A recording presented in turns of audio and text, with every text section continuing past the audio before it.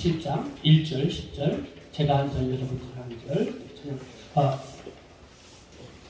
공독하겠습니다. 이삭이 나이가 많아 눈이 어두워 잘 보지 못하더니 맏아들 에서를 불러 이르되 내 아들아 하매 그가 이르되 내가 여기 있나이다 하니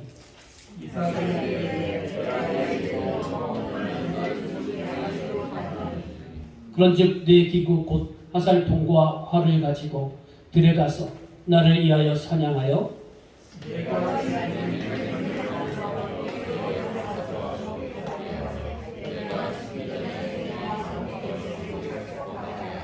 이삭이 그의 아들 에서에게 말할 때에 리브가가 들었더니 에서가 사냥하여 오려고 들로 나가매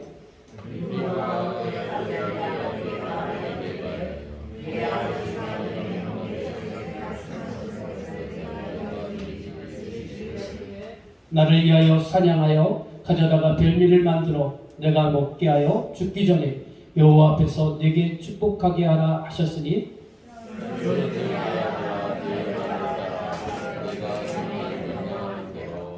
염소떼에 가서 거기서 좋은 염소 새끼 2마리를 내게로 가져오면 내가 그것으로 내 아버지를 위하여 그가 즐기시는 별미를 만들리니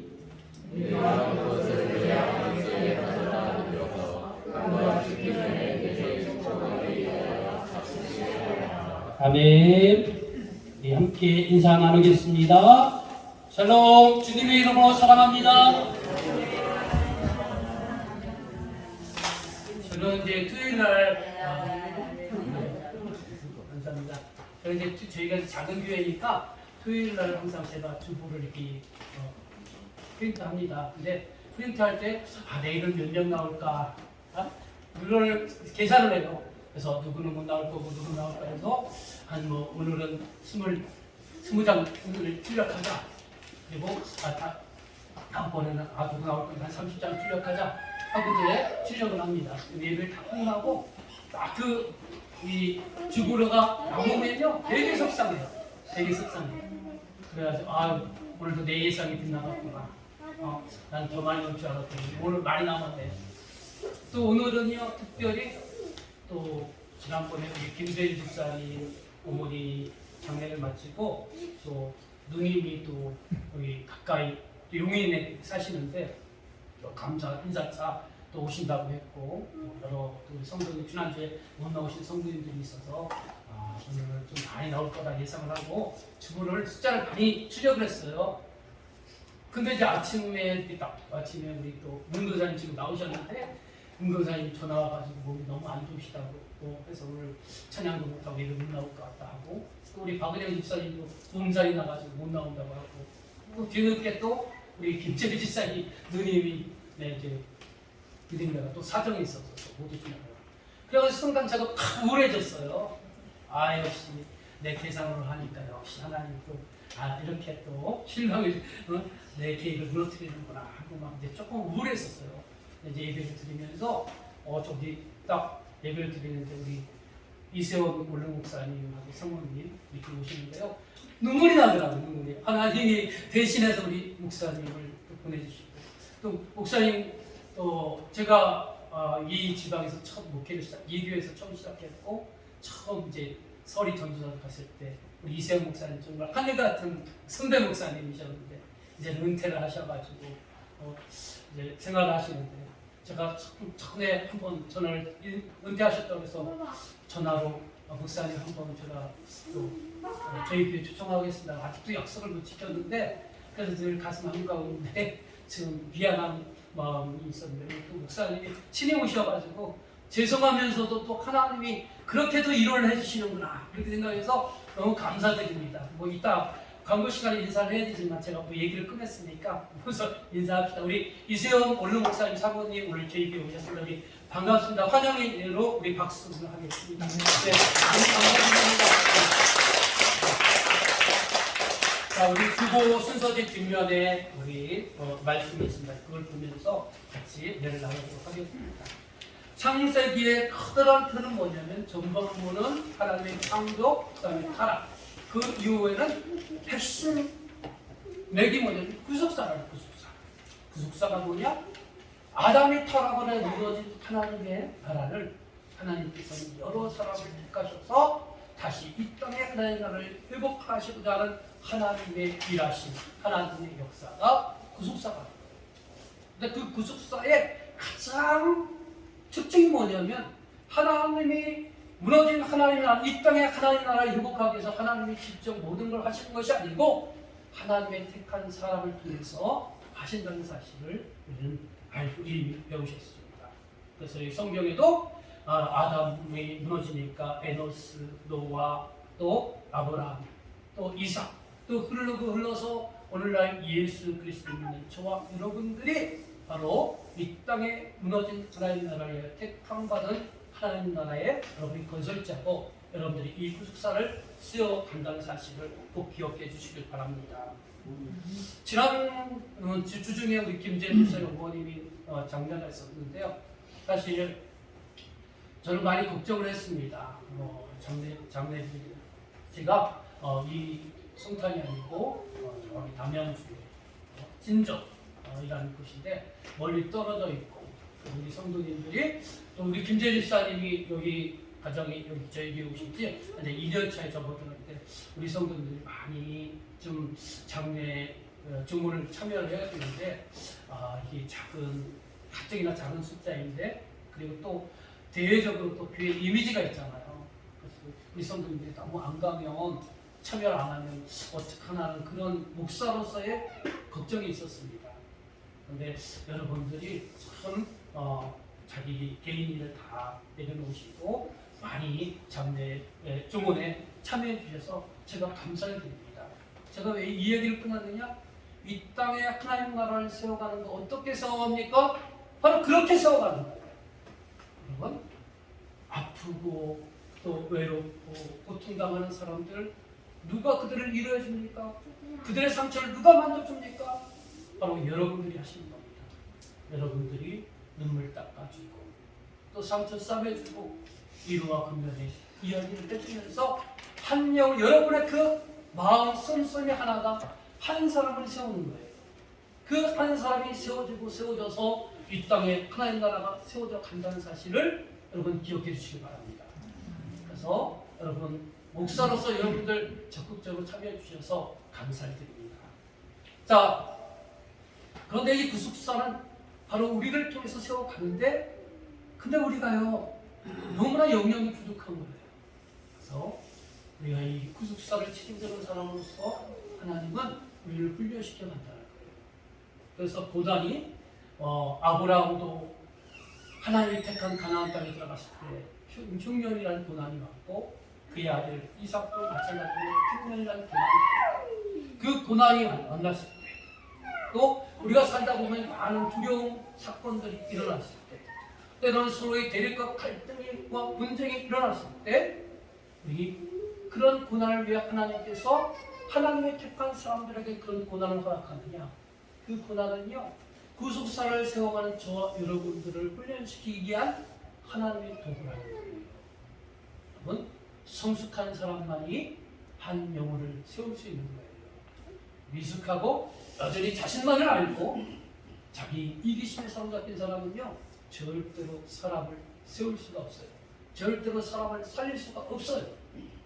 그래서 하나님은 교만한 나를, 이기주의인 나를, 욕심 많은 나를 고난이라는 환경을 통해서 나의 그 교만이 깨어지게 만들고 나의 이기적이었던 그런 삶을 깨어지게 만들고 점점점 우리를 변화시키고 성숙시키고 하나님의 성품을 담게 해서 우리를 통해서 하나님 나라를 세워가게 하는 것입니다. 그렇기 때문에 여러분 고난을 만났을 때 여러분 어떻게 하셔야 되느냐? 하나님께서 나를 세우시기 위한 훈련의 과정이구나. 그럴 때요 여러분 마음가짐과 언어를 조심하십시오. 그 입에서 불평하고 엄하고 탓하고 누구를 책망하고 그러면요 그 인생은 끊임없는 인생의 광야가 똑같은 반복되는 광야가 반복되는 고난이 계속된다는 사실을 여러분 잊지 마시기 바랍니다. 그러니까 우리가 하나님의 선택받은 구속사를 세워가는 우리들이 해야 될 일은 뭐냐? 고난을 만났을 때 나는 내 힘과 영향은 감당하기 힘들지만 하나님 이 고난을 통해서 또 나를 또 훈련시키기를 원하시는지 하나님 내가 또 무엇을 깨워져야 하는지 하나님 알게 해주세요.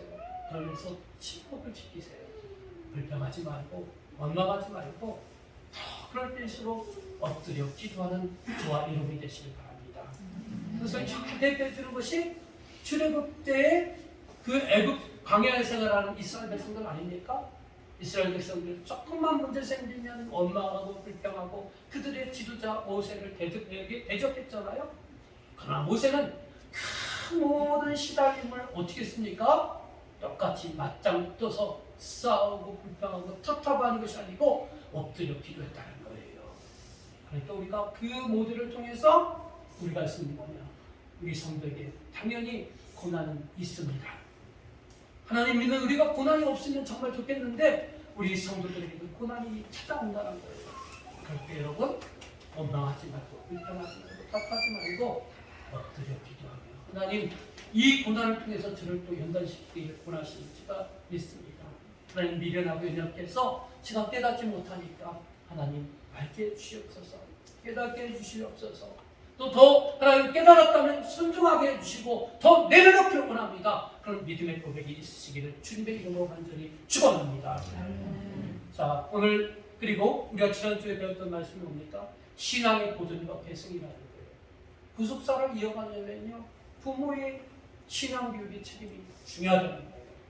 그래서 유대인의 교육 방식을 우리가 인용해서 아버지는 자녀들에게 성경 말씀을 가르치는 거예요.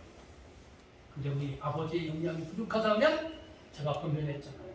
예배 더 빼먹지 마시고 말씀 더 사모하시고 공부하시고 연구하시고 어머니들은 어떻게 여러분들의 종교교육, 종교생활, 신앙생활 그것을 통해서 자녀들에게 가르친다는 거예요. 그래서 어머니의 평상시의 기도생활, 어머니 평상시의 말씀생활 또 어려움을 만났을 때 믿음으로 헤쳐나가는 지혜 이런 것들이 자녀들을 신앙으로 이끌어간다는 것을 지난주에 배웠어요. 그것을 통해서 자녀들에게 신앙이 개선되고 전성된다는 사실 우리 부모들이 책임이 박중합니다. 지금 시대가 정말 어려운 시대입니다. 지난주에도 인용을 했지만 우리 대한민국의 많은 경제적으로 부유함으로 말미암아 많은 자녀들이 또한 우리 성인들도 신앙으로부터 하나님으로부터 떨어져나가는 이런 시대 속에 우리가 살고 있다는 거예요. 먼저 택함받고 먼저 깨달은 여러분들이 이쪽에 더 열심을 내셔야 돼요. 오늘 본문 말씀으로 들어가도록 하겠습니다. 오늘은 언약, 약속의 성취를 위한 기다림 또 그것을 위해서 우리가 기도도 해야 되고 정당한 방식을 찾아야 한다고 합니다. 자, 주본을 보세요. 질문입니다. 이삭의 몸 상태는 어떠했습니까? 창세기 27장 1절 2절 말씀 읽어보겠습니다. 시작.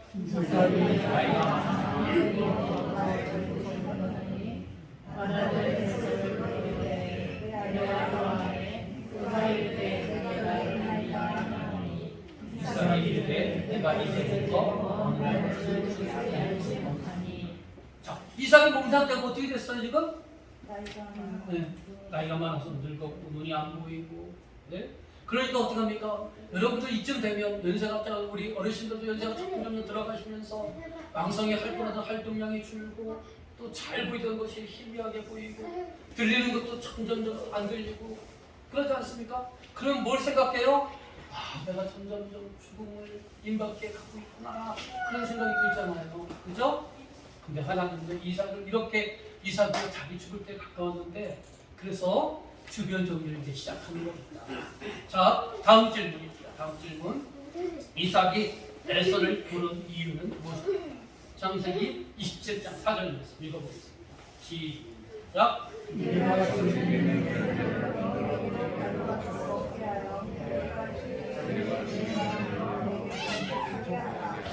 예, 이삭이 에서를 부른 이유가 뭘까요?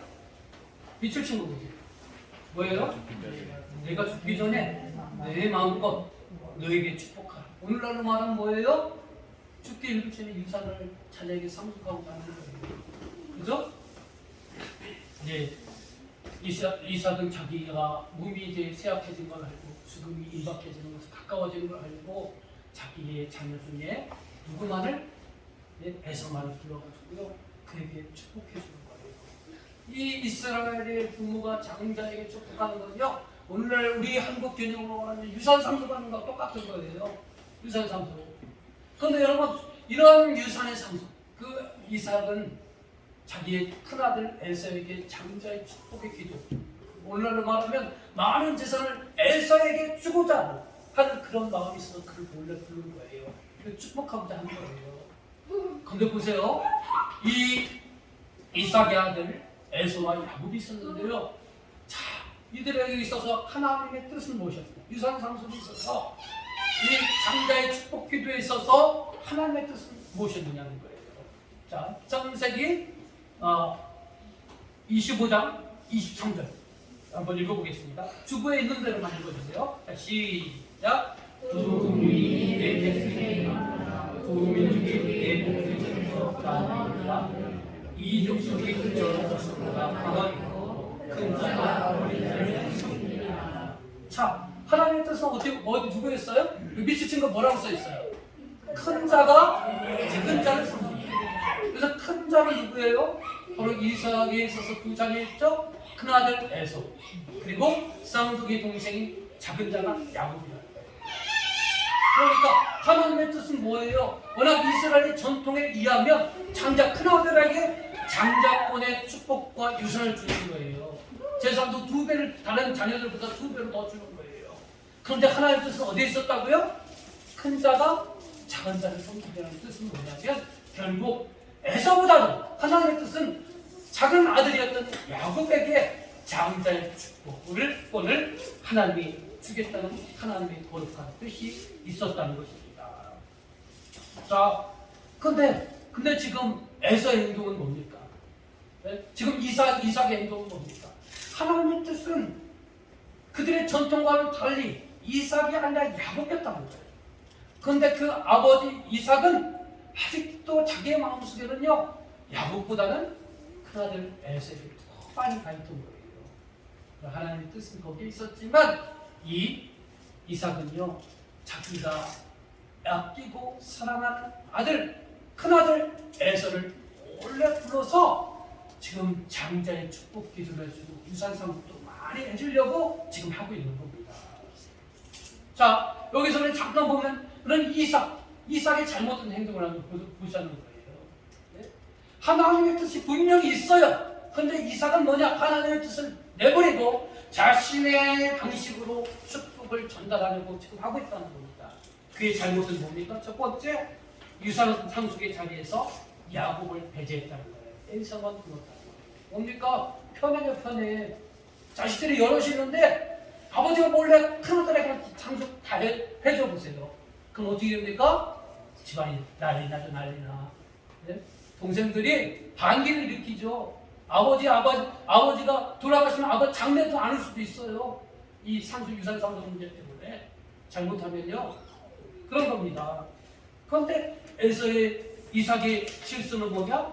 바로 야곱을 배제하고 에서만 몰라서 장자 축복을 해주려고 했다는 거예요.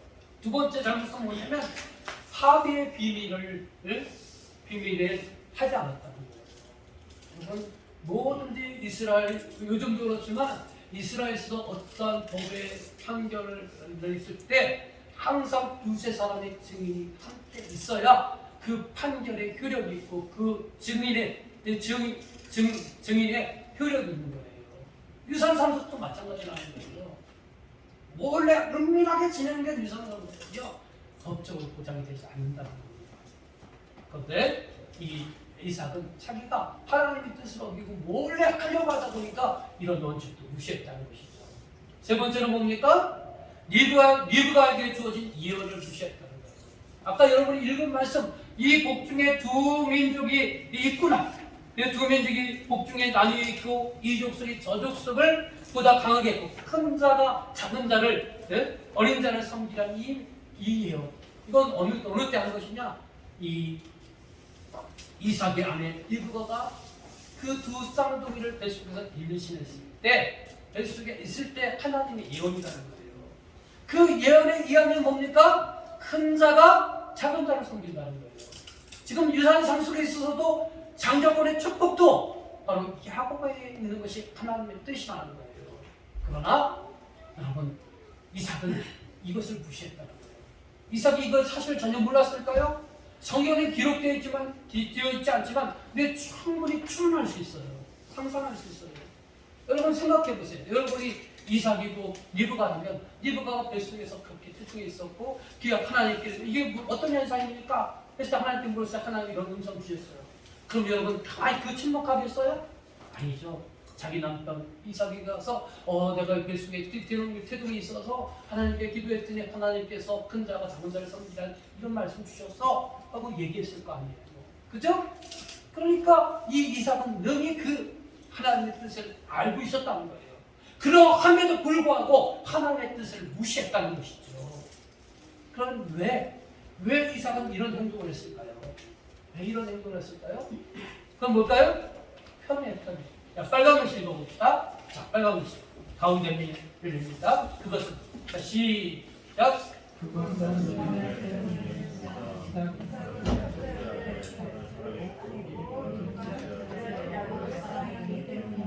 예, 이 이삭의 집안은요, 안타깝게도 엄마와 아빠가 좋아하는 자녀들이 달랐어요. 여러분, 우리 옛날에 그런 거 있잖아요. 10손가락 깨물어서 안 아픈 손가락이 있느냐, 그런 말이 있죠.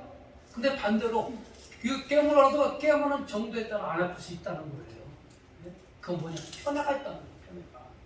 자, 창세기 27장 15절 또 17절 두 말씀 한번 읽어봅시다.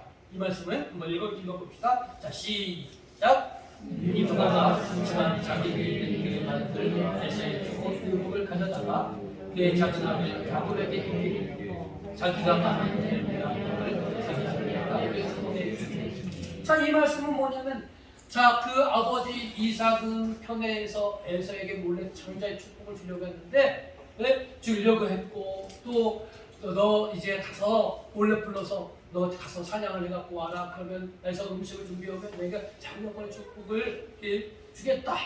그런 것을 누가 들었느냐면요, 그는 이 이삭의 아내인 리브가가 들었어요. 듣고 어떻게 했느냐? 자기가 사랑하는 자녀는 에서보다도 야곱이에요. 가만히 이대로 일이 진행되다 보면 장자권의 축복이 다 그 큰아들 에서에게 갈 것 같아요. 그래서 그 뒤에 이 리브가는요, 작은 아들 야곱을 불러가지고 하는 얘기예요. 너 저기 가서 들어가서 새끼양 2마리 좋은 것을 가져와라. 그러면 내가 음식을, 아버지가 좋아하는 음식을 맛있게 해서 우리 아버지에게 데려가도록 하겠다. 그리고 또 여러분이 읽으신 말씀은 뭐냐면, 읽은 말씀이 그런 말씀이에요. 그리고 이 야곱은 털이 없고 에서는 온몸에 털이 있잖아요. 그래서 이 양의 털을 목덜미에 또 손에 다 붙여가지고 큰아들 에서인 것처럼 위장하고, 그리고 또 맛있는 음식을 가져다가 또 야곱에게 줘서 야곱이 그 아버지에게 가서 장자의 축복의 기도를 받도록 그 어머니 리브가가 지금 야곱에게 하는 이야기입니다.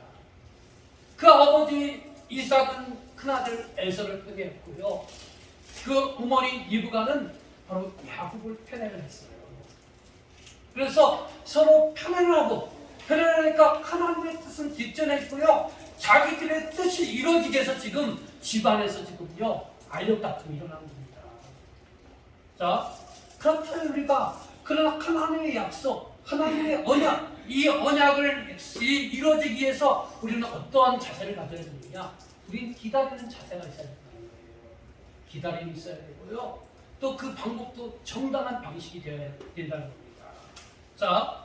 자, 읽어봅시다. 하나님께서 기도의 응답으로, 시작. 하나님께서 기도 응답으로 큰 자가 어린 자를 섬긴다고 했을 때 그분은 어떻게 이것을 상통할 수 있는지 정당한 방법을 찾아야 하지만 그들은 마음이 아니었다. 여러분, 부부가 한 몸을 이룬다는 게 뭡니까? 부부가 한 몸을 이룬다는 건 서로 깊은 신뢰를 가져야 된다고. 신뢰. 여러분, 신뢰를 갖는다는 건 뭐냐면 비밀을 간직하면 안 된다는 거죠. 비밀을 간직하지 않기 위해서 어떻게 되냐면 자그마한 문제에도 서로 다 상의해야 되는 거예요. 그죠? 지금 이 상속법 문제도 마찬가지예요. 상속법 문제도 에서가 이삭이 자기 큰아들 에서를 사랑해서 그에게 주고 싶어요. 그런데 하나님의 뜻은 반대예요. 야곱에게 있어요. 그러면 이 리브가가 상의해서 여보, 내가 이제 죽을 때가 임박했는데 그래서 유산 상속을 해야 되는데 내 마음은 그 큰아들에게 주고 싶어. 근데 하나님이 작은 아들에게 주라는데 어떻게 하면 좋겠어? 그럼 서로 상의하면서 뜻을 물어야 되죠. 또 합의를 거쳐야 되죠. 그래, 우리가 하나님 아는 사람들인데, 하나님 믿는 사람인데 하나님 뜻을 거역할 수 있겠어?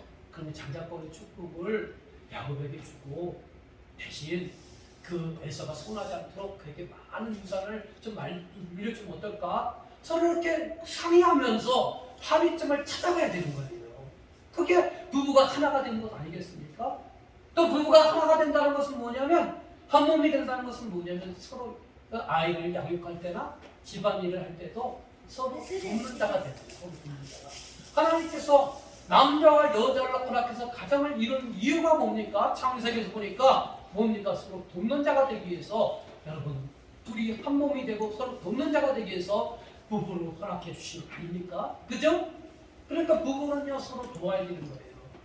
그러나 유교는 남자가 일이 따로 있고 여자가 일이 따로 있고 그렇게 구분하지만 하나님의 뜻은요, 그게 아니에요. 서로 돕는 거예요. 서로 부족한 부분을 채워주는 겁니다. 그래야 부부가 한 몸이 될 수 있다는 거예요.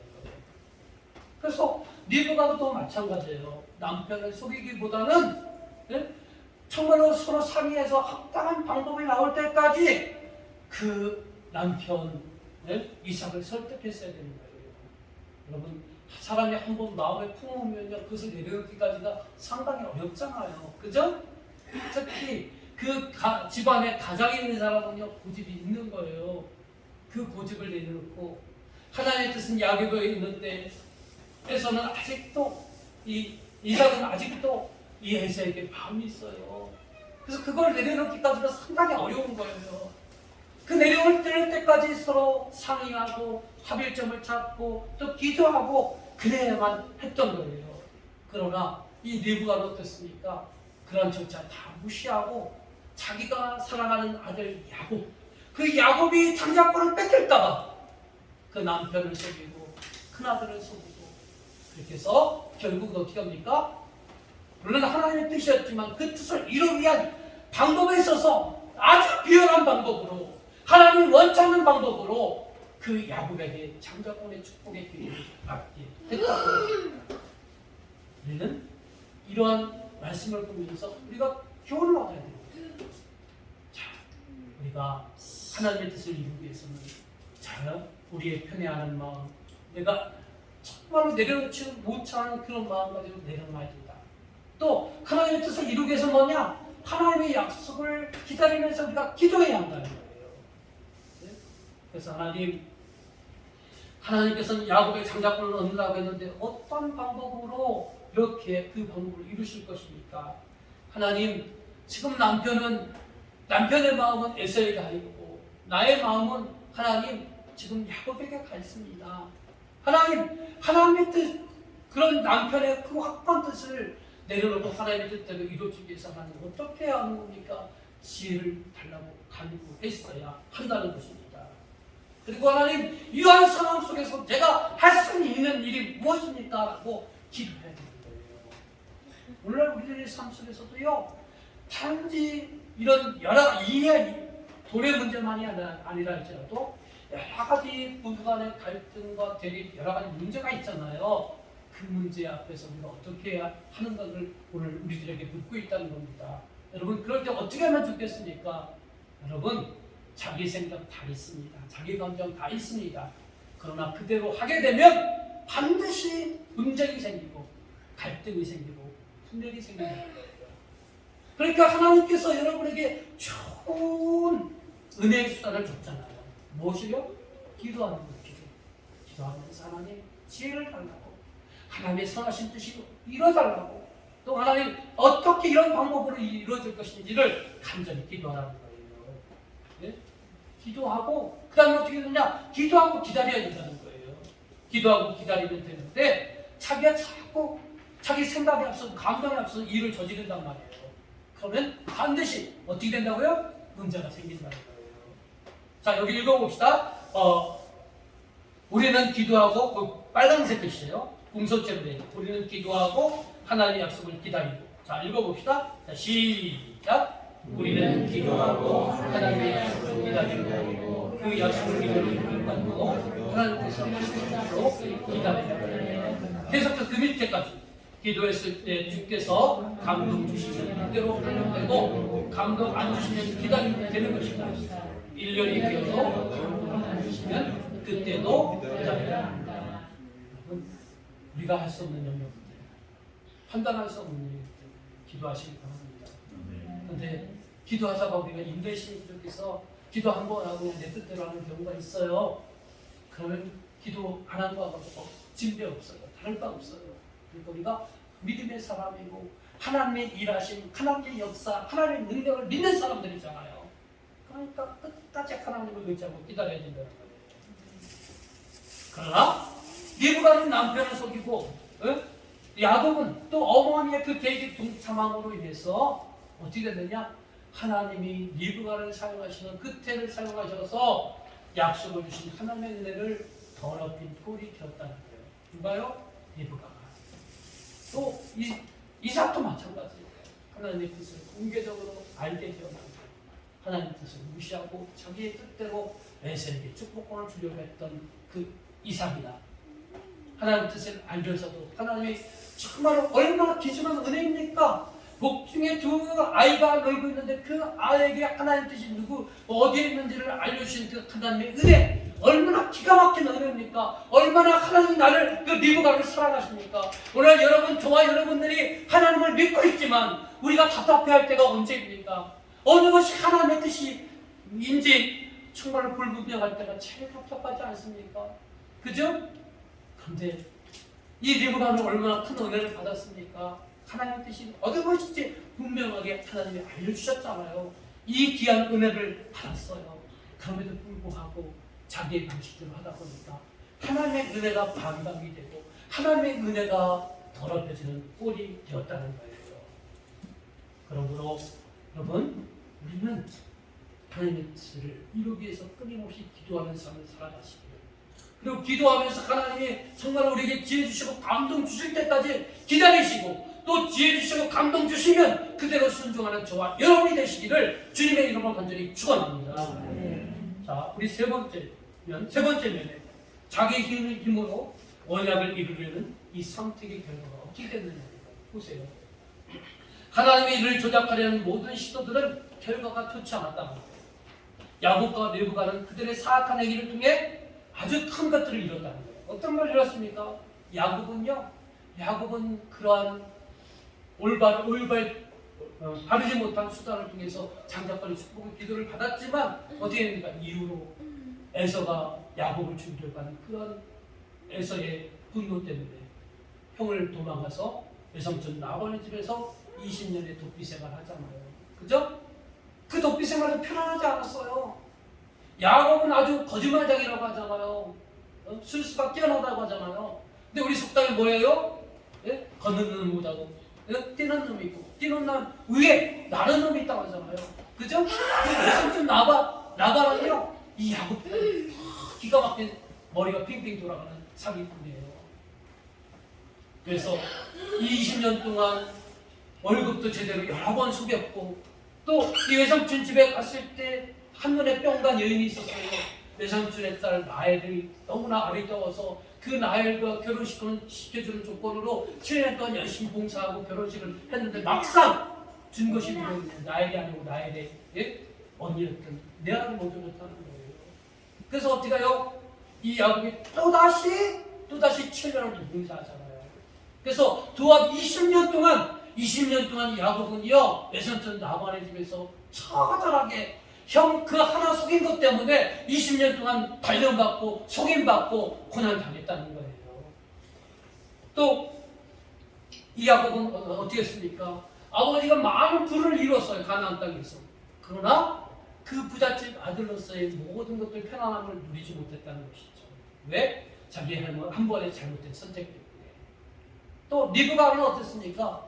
리브가는 자기가 사랑하는 아들 야곱, 그에게 장자권을 주기 위해서 남편을 속이고 큰아들을 속이고 해서 장자권을 얻었지만 어찌 됐습니까?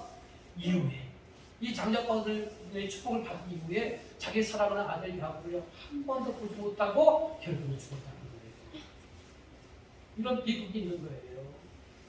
이런 것들은 우리에게 뭘 말해주는 거예요?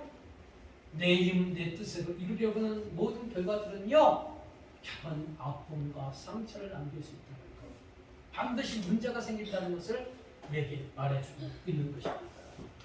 그러므로 오늘날 예수 그리스도를 믿고 이 땅에 하나님 나라를 건설해야 될 그리스도인의 가치관이 무엇입니까? 네? 여기 읽어봅시다. 그리스도인의 가치관. 따라하는 것이 아무리자 시작. 아무리 목적이 좋아도 싸우지 않으면 안 됩니다. 그 일이 하나님의 뜻이라면 그 뜻을 성취하는 것도 하나님의 뜻에 합당한 방법이어야. 우리 기독교인들은 뭐냐? 목적과 수단이 둘 다 선해야 되는 거예요. 목적은 선한데 그 수단 방법은요 악하면 그것은 하나님이 기뻐하시지 않는다는 거예요. 우리 더디가 하더라도 속도가 나지 않는다 할지라도 방향이 옳아야 되는 거예요. 속도보다도 방향이 옳아야 되는 거예요. 오늘날 시대는 뭡니까? 속도는 중시적이잖아요. 특히 한국 사람들은 어떻습니까? 빨리빨리 속도가 중요하잖아요. 근데 속도는 빠른데 방향이 잘못됐어. 그러면 그 목적이요 온전하게 이루어지지 않는다는 거예요. 다음 질문입니다. 이삭은 누가 장자권의 축복을 받을 것이라고 했습니까? 창세기 27장 33절 말씀 읽어보도록 하겠습니다. 시작! 이삭이